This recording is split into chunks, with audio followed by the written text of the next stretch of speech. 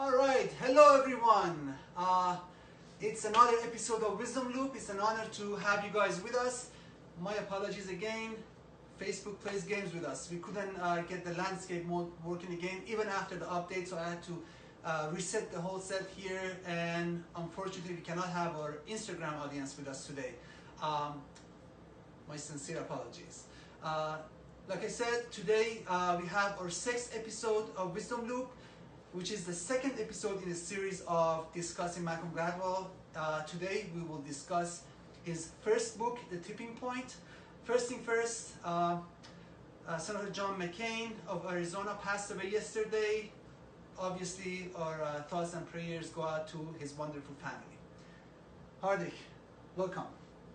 Nice to Good be to back have here. you again. All right, so start us off with the tipping point. What does the tipping point mean? So I think the tipping point is this really interesting idea where things gain momentum gradually, but once they reach a point of critical mass, or they reach a certain level of whatever they're trying to achieve, whether that's popularity, sales, momentum, expertise, they tip and they have this exponential sort of increase that you almost feel like you couldn't have foreseen given their trend. So it's a greater increase than the trend has so far indicated. Okay. So it's a tipping point after which, think about it as you climbing up a slide very slowly through a ladder, and the top of the slide is the tipping point, because then you just, your speed increases, your velocity increases, your speed towards whatever you want to achieve increases. So I think that's the idea. How does it become important for an average citizen or normal person? Well, I think Malcolm Gladwell what he tries to explain is that the tipping point people have been trying to achieve a tipping point through, a lot of investment in their product or their endeavor, but oftentimes you don't need much. You don't need much money. You don't need many resources or supporters to get your personal tipping point.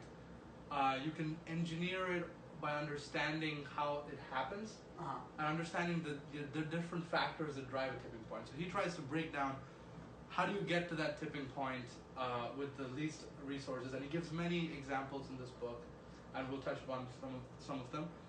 The first law he talks about is the law of the few. He talks about how everyone's heard of the 80-20 rule, I guess. So the 80-20 rule is that 20% of your time that you spend working actually results in 80% of the work product, and the other 80% is typically less important. And so he says the tipping point, the anatomy of the tipping point is a more extreme version of that. So it's the law of the few. It's maybe the 5% of people that you interact with, or that your idea interacts with, or that whatever you're trying to tip interacts with, they cause this exponential growth, and you have to understand the characteristics of these people or these environments and use them to your advantage. So that law of 20 and 80, he gives a few more examples. He says 80% of car accidents are done by 20% of people, and 80% of crimes are committed by 20% of people, or criminals, right, I should say. So this is what that law means. Yeah, kind of like medical costs as well, for example. Like there's a segment of the population, there's a small segment of the population that is responsible for a disproportionate segment of overall medical costs and things like that. And it's a challenge that people face in every environment. It's also a benefit that people see in many environments. There are business leaders who promote this idea that, hey, how can we take this 20% and expand it and result in growth? How can you be more productive in a greater portion of your time as opposed to just a right. So basically what he's trying to say is, in order to make it more likely for your idea or the product to reach that tipping point, you have to appeal to that 20%. Is that correct? Right. So you have to understand who they are, what roles they play, and he identifies these 3 different roles. He calls them, he calls these 3 different people connectors, mavens, and salespeople. So just to define them quickly, a connector is, we have all known a connector. We all know a connector. So he asks you, he says, think about all your friends, and who do you all know in common? And there's always this one person that, he or she might have loose connections with people, but he knows a lot of people. And Gladwell says most people, they have connections with 150 people or so. But there are a few people that are so good at connecting with people and that are part of so many different circles diverse groups that they might know thousands of people on a relatively regular basis. They have, especially in today's day and age with social media, you know, people that are, you know, they're part of different segments of society, whereas most of us are part of very few groups.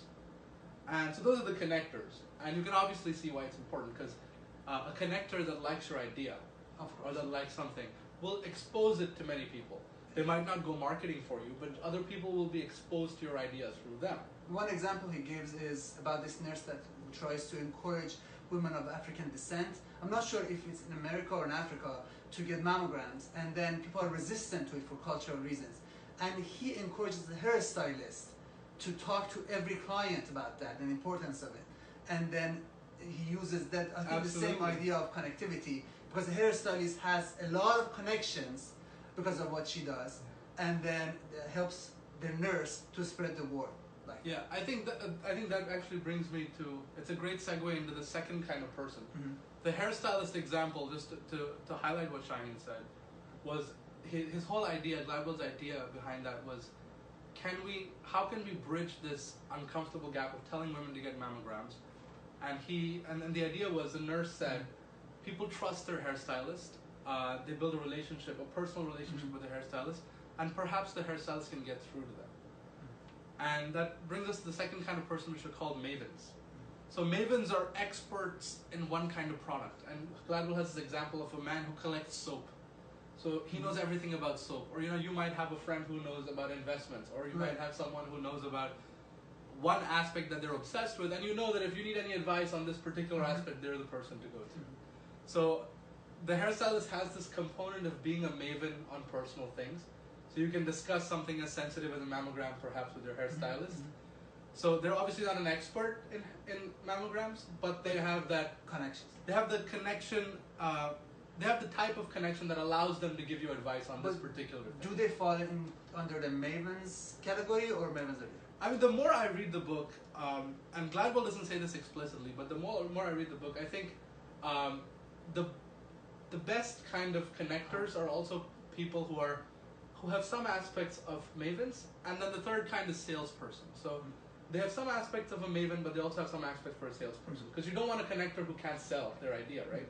Of course. So at the same time, their primary function might be connector, but they have aspects of maven and connector and salesperson.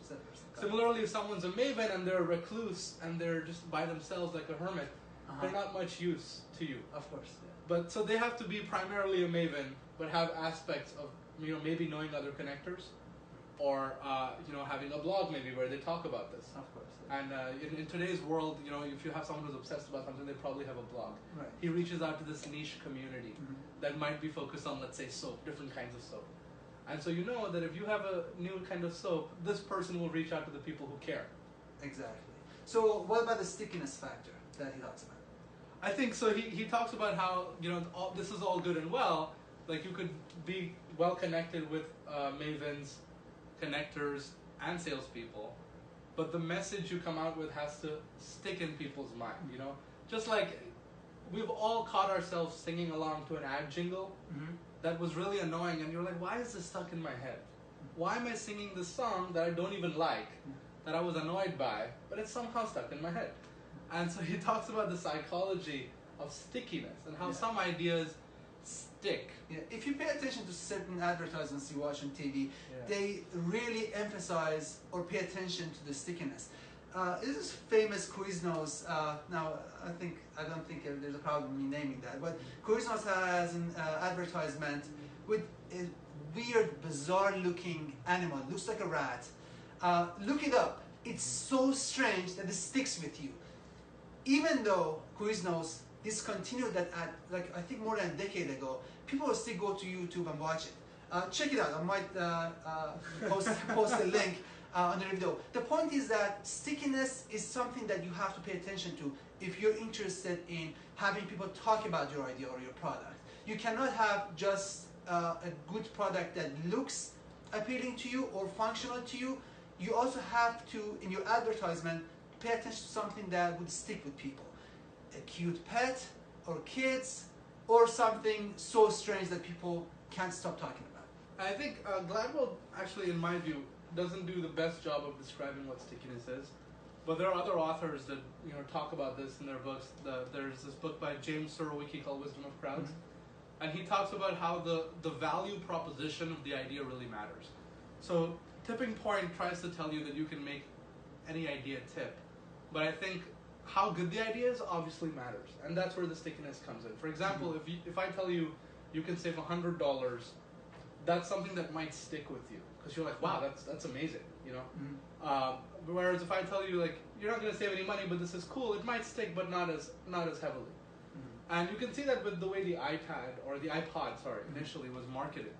It was marketed to a very specific subculture of people. And this is an idea Gladwell uses, that you have to appeal to the subculture of people that will be your innovators and that will motivate the early adopters, and then you can get the early majority and your product really goes into mainstream. I think the Hush Puppy issues also were the same way. At least a certain group of people in New York, I think, for the most part. Yeah, it was like fashionistas. So two fashionistas picked up, two fashion designers picked up on Hush Puppies and popularized it. Right. But let's say you don't want to depend on the luck of meeting fashion designers. You look at the iPod, it was specifically marketed to people, the kind of people, at least the older ones, the older audience among us will recognize the kind of people who had CD collections, they had cases and cases of CDs, or they had vinyl records, the collection. The new generation doesn't even know what CDs look like. Exactly, they definitely don't know what vinyl looks like. Yeah. Actually, it's coming back. It's becoming popular now among in Brooklyn. Some of the. That's interesting. Yeah, it's interesting. They're vinyl stores with all these different records. But yeah, so it was marketed to people who would find it appealing. It's like, wait a second, I don't have to have my collection in one physical location. I can have a collection that just walks around with me in the palm of my hand. While I'm walking around, I can listen to my songs. So someone who is so passionate about music that they've collected CDs through time are like, wait a second, I can immortalize my CD collection in a digital format, and then on top of that, just carry it in my pocket. So this was so sticky with them because it was like a lifelong dream that they didn't know they had. It had come true. Yeah. And so the stickiness factor is really how great is your value proposition. I think another good example would be Instagram. I was reading somewhere that Instagram when it started was not obviously as popular in the beginning, but in February of 2012, enough people used Instagram, maybe because of the sticky factor of the shades and edits that it was allowing people to have. And the idea of being able to modify your pictures so quickly to add different vibes to it became suddenly went viral, and a lot of people beyond February of 2012, the rest is history. Everybody knows what happened and where Instagram stands right now. Yeah, that's a core need that the audience might have had to say, hey, this picture's perfect, except I don't like that little pimple on my nose. I want to take it out. Yeah. And Instagram lets you do that, and that allowed it to tip, perhaps. With Hush Puppies, actually, I did some research, and I found out that it wasn't just the fact that these fashion designers took it over. The shoe was actually as comfortable as other brands, but it was half the price. So there was some very good, there were good reasons for you to purchase this shoe. Because it offered a value proposition that was not previously being offered. It's not just the fact that it's tipping. So I think that's something that's sometimes lost in this book, that it makes you feel like anything can tip, but there has to be some sort of value behind it. Of course. How about the power of context? So the power of context is something that Gladwell talks about when he's talking about tipping points in social epidemics, as he calls. For example, I think he talks about a lot of different things, about how crime can suddenly stop in a certain area, if the environment changes. And this is actually one of the key points in this book, is that we often think about people as being driven by their individual motivations.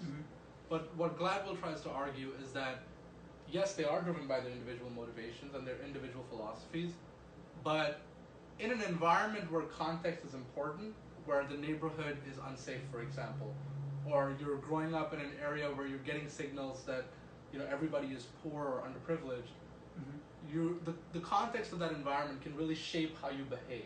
Yes. And subtly changing the context can make a difference.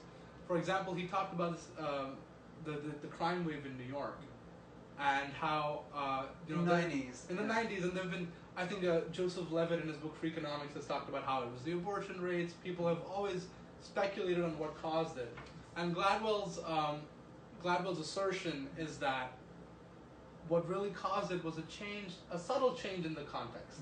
He talks about how police officers, all they did was they would stand by and they would basically reprimand people who were jumping over the turnstiles. And he says, yeah, it wasn't stopping any serious crime, but it had changed the environment in a profound way. Because now people knew that the police was on alert and they were punishing a crime as simple as jumping over the turnstile. So it's a signal that reverberated across the society to say, hey, the police are now punishing even such a simple crime. So something more serious might result in even more serious repercussions. And obviously, again, going back to the quality argument, the police was actually punishing other crimes. There was an added interest. And of course, there's arguments about how it was discriminatory and racially charged and things like that. But the fact is that they were out there to catch people. And the signal reverberated. So anyone who'd never committed a crime was now like, hey, so-and-so that I know of, you got to watch out. Maybe it's not worth it. So it stopped the inflow. It stopped people who were doing small crimes. They're like, okay, it's not worth it anymore. Nobody cares, Exactly. The people committing larger crimes was like, let's stay low for a while. Right. Let's go do it somewhere else. So I'm not saying it stopped completely, but he's showing you the power of one small thing to change the context of the environment. This was actually a big deal in the 90s.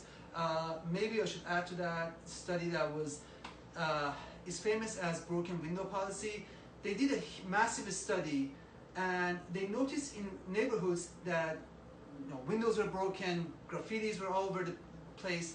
People just, like you said, they got the vibe that nobody cares about the well-being of the neighborhood and its citizens, and that caused the crime to skyrocket. All they did during the Giuliani's, I think, time when he was a mayor in New York, all they did, they replaced the windows, and they painted over the graffitis, and they took care of the very petty crimes. That gave people the impression that somebody's actually caring in the neighborhood. Even though it wasn't very costly to replace the windows and paint over the graffitis, the fact that gave people this psychological impression that somebody's in the neighborhood is caring about the well-being of the neighborhood, it caused a massive drop in the statistics of crime during the Giuliani. This is a very controversial study. I encourage you guys to look into it. I took a lot of personal, you can in your personal life draw some conclusions. Maybe if there are disagreements, domestic disagreements with your spouse or significant other, with change of context, subtle change of context, you might be able to change the entire conversation, and it could be very helpful. I've talked to colleagues as well. Some of them will, they'll be feeling stressed. They'll change the context of their life by waking up an hour earlier and just doing a 15-minute jog or walk or meditation. Exactly. And it changes the context of their day. And it results in this cascading effect, this tipping point in their mental well-being. So you can think about the tipping point ideas in a very broad sense for your personal well-being as well. You can think about it in relation to your career as well. You can say, okay, I'm perhaps at this point where I need to be able to connect with people who are mavens with my ideas, people who can sell my ideas. And if your ideas truly have value, and if you're persistent, you might find that your ideas start tipping, and you have stories of people who start from nothing and it suddenly skyrockets. You have the Jeff Bezos story with Amazon that's very popular today. Yeah. He started out of his garage with broken doors as tables and things like that. So it's Facebook interesting. started the same way as well. Facebook started in the dorm room in Harvard. So it's things like that. And obviously those are anomalies. You don't want to make them everyday examples. Those are very powerful ideas, I guess. All right, what is next? Well, I guess he talks about how it's actually beneficial if you're planning an epidemic or planning this tipping point sort of effect to focus on your innovators. So he describes a product life cycle. This is very popular, business literature. It's innovators, early adopters, and then you have your early majority, your late majority, and then your laggards. So how do you capture the innovators? Tim Ferriss, another podcast guru, he talks about, think about who are the first 1,000 people that will like your idea or your product.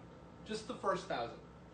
And the way Gladwell talks about these people is that he talks about subcultures. There are these niche communities that are very tight, very dedicated, but they're misunderstood by the general public. bodybuilders might be one of them. You know, skaters might be one of them. So think about how skating, people are really passionate about it. You need to invest in a skateboard. You have the special kind of skateboard apparel. You have a culture where people meet. There are different tricks that they do, different people they follow on social media, different outlets that they focus on, different magazines that they might read. And so if you have a product, let's say Vans, how Vans became popular, or a shoe that's meant for skaters, your marketing might be everywhere, but it has to be focused on making these people feel understood. So if these people feel understood by your idea, they're like, wow, this is for us. I guess the take-home message would be that when you have an idea for a product or anything, the first thing you have to think about is who is the buyer of that idea. Who's the initial buyer? Who's the dedicated buyer? Right. Who's a buyer that will actually take the first step and take the risk of buying your product because it's so compelling to them? And what need you're meeting and you're answering the product that you have. Okay. Exactly. All right. And then that can permeate to the mainstream, just like with the iPod. Initially, people bought it who wanted music collections, and then it became mainstream because they were so passionately telling other people about this idea. Right. And it added different features to it after it came to iPhone, of course. Malcolm Gladwell also talks about the number of people that you have to appeal to. He says no more than 150 people. I don't know if you have that in your notes. Yeah, I read about it. Yeah. I think, maybe you can go ahead and talk about that. So in The Power of Groups, he talks about, Tim Ferriss, I just mentioned, said 1,000 people, but Malcolm Gladwell talks about how most tight-knit groups, especially localized, obviously the skating community worldwide, let's say, is huge, but in any local area, most groups are consisting of people that are 150 to 200. And he references some research that talks about how groups that expand beyond that kind of disintegrate, and people don't know each other's names anymore, they don't know each other by face anymore, and so you want a group that's tight-knit, where information can spread really quickly. Because then you have this tight-knit group of 200 people who really are, invigorated by your idea. And if there are connectors within those groups, they will spread those ideas. If there are mavens within those groups, you can think everyone's a maven in that group for, let's say, skating. And then if they're, persuaders or salesmen that hear about these ideas from the connectors, they will then say, wow, all these guys are buying this shoe. If you're someone at Foot Locker, you're like, maybe I'll try it out on a trial basis. And then you've gone from a small subculture, you've gone to a city. And then if Foot Locker is successful in selling your skateboarding shoe in one city, they might take it national. So it's things like that, how you can just snowball and do this massive kind of effect. Right. The idea of tipping point is not limited to the ideas and to products. In actually physical environment and context, for example, global warming, the idea of tipping point is also becoming more and more prominent and talked about. The idea is if the global warming or the climate change is not stopped early enough, what happens is when enough ice is melted and more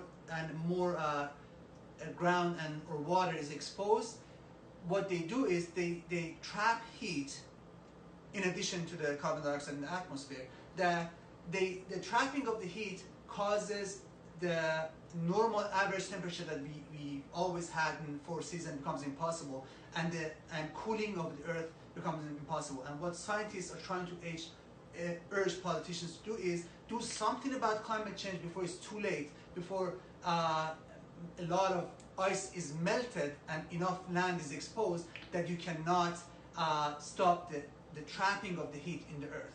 And that causes a cascade that cannot be stopped, and then global warming becomes unstoppable.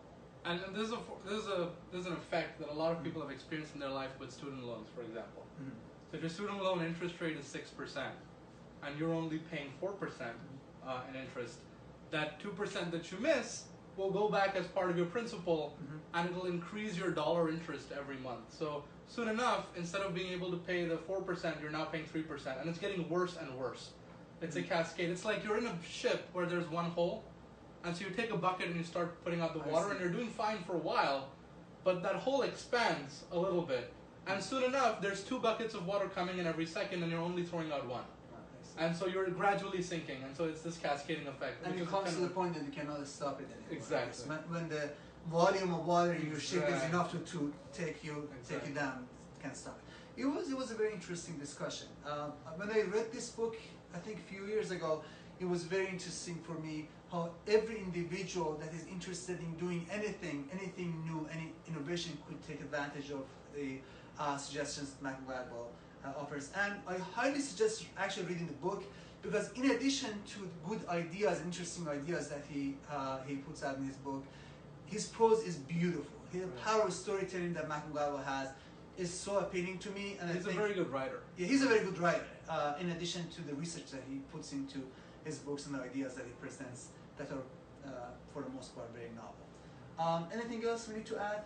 I think one thing that we might not have touched on as much, and it's probably deserves its own kind of discussion, but he talks about how social epidemics also take the same shape as products. He talks about mass shootings in America, American schools, and how once there's a huge mass shooting, he names a specific mass shooting in Florida, and he talks about how Columbine, I think, but he talks about I forgot. But he talks about how other students who had similar frustrations as this first school shooter now saw that as a legitimate avenue to express their frustration. And so this idea, even though those people weren't connected, because it was so niche, and the value proposition was so dramatic, that you're frustrated, you're pushed into a corner. Look, you're going to get global news coverage if you do this, and people are going to acknowledge you and recognize that you were frustrated. This became so attractive to the students, or this small niche, as you said, the 80-20 effect, like this is probably the 298 effect. Of course. This small, extremely small percentage of students, the real number is probably less than 1%.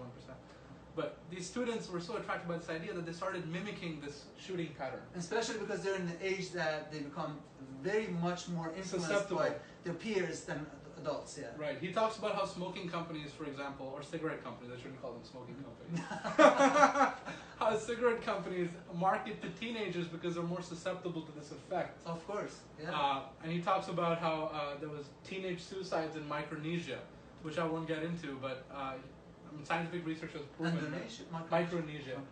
He talks about the Polynesian diaspora. I think. Maybe I'm getting that wrong, but he talks about how teenagers seeing other teenagers in distress committing suicide.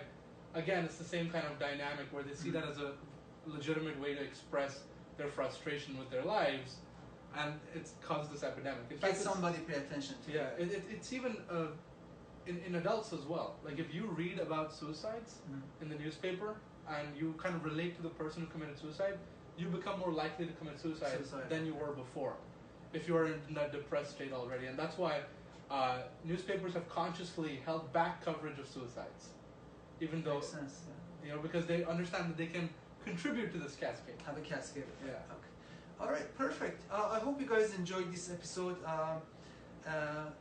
For the technical reasons, again, sorry we had to start a little late, and as you can see, we couldn't use my favorite mode, which is the landscape mode that allows more.